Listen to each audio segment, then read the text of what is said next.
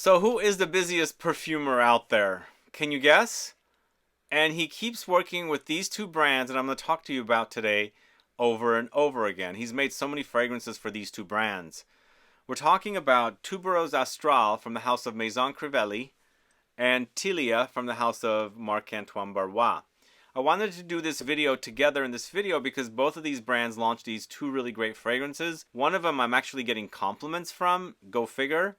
But this perfumer, if you haven't guessed already who it is, has made so many fragrances for these two brands, and he's created two really great fragrances here I'm going to talk to you about today.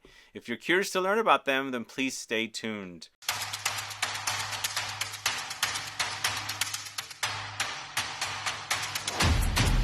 Thanks so much for tuning in. It's Sebastian. We're talking about Maison Crivelli's Tuberose Astrale and also Marc-Antoine Barrois' Tilia. Two fragrances that are utilizing floral notes. In fact, I do get some similarities between the two. They wear differently, and you're going to find out all about them. But the fragrances are currently sold at ZGO Perfumery here in San Francisco. You can go to the store physically and check them out, smell them, and or check them out online. I have a link in the info box. There's a discount code there as well that you can take advantage of. So Maison Crivelli has launched several of these fragrances in this kind of reddish orange bottle. All of them have been made by Quentin Bisch. This is the latest, this is the latest Tuberose Astrale. There is another one, I believe that's now the queer. I believe that's that's an exclusive somewhere else. But the latest is this Tuberose Astrale, and this is the one that has garnered me compliments. I actually wore samples of this when I was in France, and I couldn't believe how many people asked me what I'm wearing. It smells super fantastic, and it's a tuberose bomb. It's in Extrait de Parfum concentration, and yes, the perfumer is Quentin Bisch. He's created Maison Crivelli's Tuberose Astrale and also Tilia from the house of Marc-Antoine Barrois. We're going to talk about Tuberose Astrale first. It's a 2024 launch. It comes in Extrait de Parfum concentration. All of the fragrances in the red bottle from Maison Crivelli are Extrait de Parfum, and they come in 50 ml bottles. This is considered a floral fragrance, and it's got some unique things happening with it. I get a major bubblegummy effect with this one, and sometimes I get that with tuberose, but in this one, it's like overdosed. You get it in a really sexy way. But if I'm saying bubblegum, it doesn't smell like a young girl kind of a fragrance, because in here there's some certain spices that when I'm wearing it, they truly come out, and it has a very sexy effect off of me, and this is what's creating the compliments that are coming. But the notes for this one are cinnamon bark, tuberose, osmanthus, carrot seeds, Cistus absolute, musks, and vanilla. And for me, the osmanthus, even though it does create a light fruitiness, there is a little bit of a fruitiness in this, but it's more about the leather. They're bringing out the leathery touches from the osmanthus, or Quentin Bisch is. But for me, when I wear it, it has a very succulent wear. Like, you can experience that succulent quality. It's thick. There's a thickness about this one. And it smells amazing. Off of me, it comes off amazing. Like, I haven't experienced something this amazing off of me from this house. Even though I like several other fragrances like Patchouli Magnetic and then the Iris Mollicon are favorites, I think Tuberose Astrale has now beaten those two fragrances because I love the way it smells, and I get compliments. And I get compliments from Patchouli Magnetic as well, but Patchouli Magnetic is heavy. And even though this is extremely heavy as well, the patchouli has the darkness, which this one has a lot of the brightness. But when you first spray it, there's a lot of spices. The floral touches is just in your face. Big, bad, intense, overwhelming. A little goes a long way with this one, but I really, really enjoy the way this fragrance wears. It just works really great with my chemistry. And then, of course, you start getting the leathery touches. You get the ambery touches. It becomes very, very powdery. There's some slight vanillic touches in here as well. The vanilla I don't think is very, very strong. I think it's more amber than vanilla, but I do get some slight vanillic touches in this one as well. And, of course, the leather appears as well, creating for a really fantastic wear. What I do get with this one that they haven't credited is some slight touches of cumin. And the cumin against that bubblegummy tuberose. What a match made in heaven it is. It smells really, really delicious. Now, cumin can be off-putting for some people. In fact, I got a comment recently that said that if I love cumin, I can't be trusted as a reviewer. Go figure that comment. I absolutely love cumin in fragrances, but I know how to distinguish the smell of body odor versus the smell of the cumin spice. Here, it's just the right amount, and when it's blended in and mixed with my own body chemistry and it projects off of me, I'm smelling myself and I'm smelling really, really sexy the way it smells. So this is actually, like I said, become my favorite from this house, and I wanted to review it together with this video because in this video with the two different brands fragrances, but two fragrances created by Quentin Bisch, he does really, really great work. When you wear this fragrance, you experience his signature. Like something about what he creates for niche houses, not the designers, because I know he does a lot of designer fragrances as well, especially Jean-Paul Gaultier.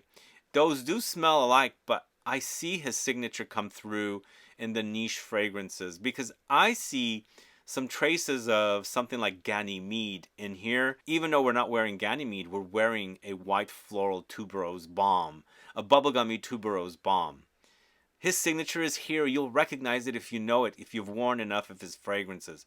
This is what I like about this guy because I feel like he creates a fragrance and then tears it apart in sections, and then he takes a section from one and then puts together with other notes and comes up with a brand new fragrance, but you already know some of that stuff that you smelled from another fragrance, and that there's that recognizability thing happening here. And that's the reason why I wanted to review these two fragrances from two different brands, both created by Quentin Bisch in this video, because there's some similarities and some overlap here. But if you haven't discovered this fragrance yet, I highly recommend you try it. In fact, like I said, it's probably even something I enjoy more than Patchouli Magnetic. Don't get me wrong, for the longest time, Patchouli Magnetic was my favorite from this house. I didn't really care for Hibiscus Mahajad. I didn't care for the Ambre Chromatique. This, amazing, amazing. And against the patchouli, it's competition. And even when you wear this again and compare it to the patchouli, there is some overlap as well. There's that kind of succulent softness, but denseness about Patchouli Magnetic that you see here as well. The potency of these two fragrances is out of this world. Very, very long lasting. And even though the patchouli is darker and is more of a room filler and does last a little longer than the Tuberose Astrale, I think the Tuberose Astrale is almost as strong as the Patchouli Magnetic, if not as strong. It's an amazing fragrance. I hope you guys get to try it. This is super, super amazing. One of the best from this house. And I think if you like beast mode, you gotta try Tuberose Astrale. It's really, really sexy, even though it has that kind of bubblegummy touch. And the fact that it has that cumin, it cuts through. You're still smelling bubblegummy tuberose, but that spice just really stands out and sparkles against the bubblegummy tuberose. On to Marc-Antoine Barrois' Tilia, which is also a most recent launch. And again, the perfumer is Quentin Bisch. There are differences here between the fragrances. Of course, the Maison Crivelli is an Extrait de Parfum. The Marc-Antoine Barrois is a Eau De Parfum. So the wearing experience is completely different. For me, the Tuberose Astrale is so potent, it dominates and overwhelms Tilia. But I'm not really going to wear them together, and I'm not going to compare them together. I'm going to wear Tilia on its own. I enjoy it, but I prefer Tuberose Astrale more than Tilia. And let me tell you what the differences are. So this is the 2024 launch, as I said. It's an EDP Eau De Parfum concentration, and once again, it's a floral fragrance. Now, I had a hard time figuring out some of the notes because I think they were wrong on the Marc-Antoine Barrois website. I thought when I spoke about this in an upcoming fragrances video, this was all about linden blossom. And I believe Tilia means linden blossom in Spanish, I believe. But on the Marc-Antoine Barrois website, it says lime. Lime or linden blossom. I think they've left off the lime blossom. So it was a bit confusing, but it's linden blossom or lime blossom with Broom, Jasmine, Sambac, Vetiver, Heliotrope, Georgywood, and Ambrofix. So when you first spray this fragrance, there is a slight something weird that is a slight bit unpleasant. That goes away pretty fast. It's almost like minerals, like some kind of aquatic marine minerals. And it disappears right away. And then the fragrance and the flowers start developing, and this is when I'm starting to be reminded a little bit of Tuberose Astrale. And even though Tuberose Astrale is all about tuberose, Jasmine Sambac is featured here in Tilia. We also have the Broom and the Lime Blossom or Linden Blossom. There's that slight reminder of the Tuberose Astrale. But when you're reminded of it, you're actually experiencing a more subdued version here and an in-your-face beast mode version in Tuberose Astrale. They're not the same fragrances though, so don't go thinking that Tilia is going to smell like Tuberose Astrale and in a more concentrated way. You're not going to experience the same fragrances. I get hints of the DNA as I was talking about what Quentin Bisch does. You know, creates a fragrance, separates them, and then takes chunks from one fragrance to the other and composes. I think that's how perfumers pretty much work anyway. So that's why I always experience the DNA of the fragrances. But this is a floral bomb. It wears minimalistically on skin. It's almost like the more feminine take on something like Ganymede, I think. There's the experience of that here, because there's that kind of weird minerally touch that's present in Ganymede. Not as much, only when you first spray it, and eventually this does dry down to the Ambrofix, which is like ambroxan. But you know, you're experiencing lots of yellow flowers here and also white flowers, but in a subtle, more kind of elegant way, whereas it doesn't overwhelm. It's kind of classy. It's got the sophistication about it, but just a gorgeous combo of a bouquet of white and yellow flowers together. Eventually, the fragrance does get woody when it's drying down, and of course it's ambery with the Ambrofix, but it's also quite powdery. There's a major powdery component about this one coming from the heliotrope note that's in here. And again, I like this one. I do experience something similar wearing experience like I experienced with Ganymede, but in a slight more feminine way. I'm always categorizing notes as more masculine and more feminine. Here, the notes are flowers, so I personally think it does lean a little more feminine. And Tuberose Astrale is all flowers as well, so but the fact that it's so potent and the way it wears, there's this kind of masculine energy about it in comparison to Tilia, which is more feminine leaning. But what I wanted to get with this one, which is the kind of slight disappointing thing about it, I wanted more Lime Blossom or Linden Blossom. If you haven't caught my recent Linden Blossom video, please go catch it.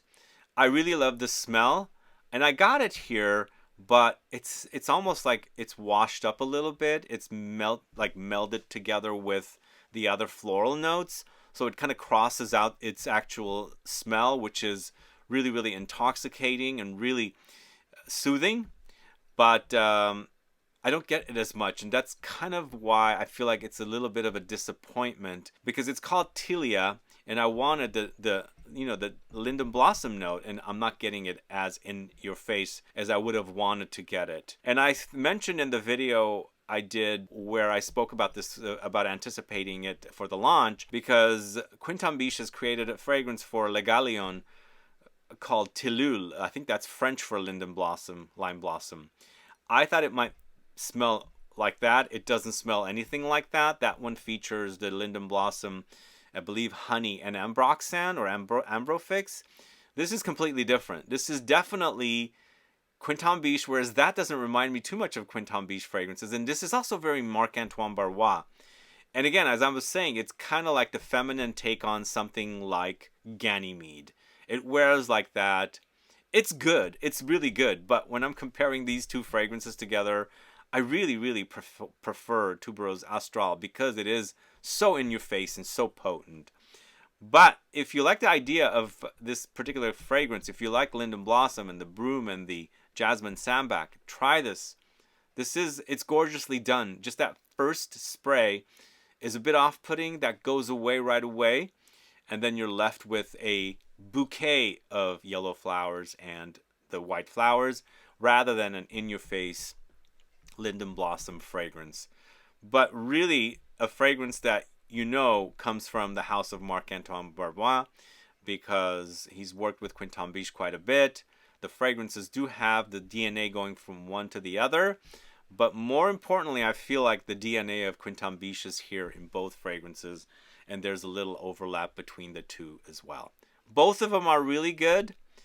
I was expecting a little more from the Tilia, but I'm obsessed with Tuberose Astrale.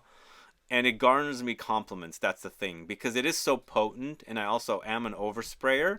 So it creates for this big cloud around me when I'm walking. People ask what I'm wearing, because I just got asked recently at the post office what it was. And, you know, I had to tell the person what it was. But either way, let me know your thoughts on these two fragrances. Have you sampled them? Are you curious about them? If you haven't, are you a fan of Quentin Bisch's fragrances? Let me know what are your favorites. These are definitely his style, more his niche style. Please check them out. They're really, really good, with my favorite being Tuberose Astrale. And if you're curious to check them out over at ZGO Perfumery, I have them linked in the info box. You can, you know, link to the store and go and check them out, or visit the store if you're nearby in San Francisco. But either way, this is Tuberose Astrale. This is Tilia. Let me know your thoughts. Put a comment down below. And thanks so much for watching today's video. If you have any questions or comments, please list below. Please like this video. Please share it. Follow me on Instagram and Facebook. And I'll be back with more videos very soon. Have a good one, guys. Bye-bye.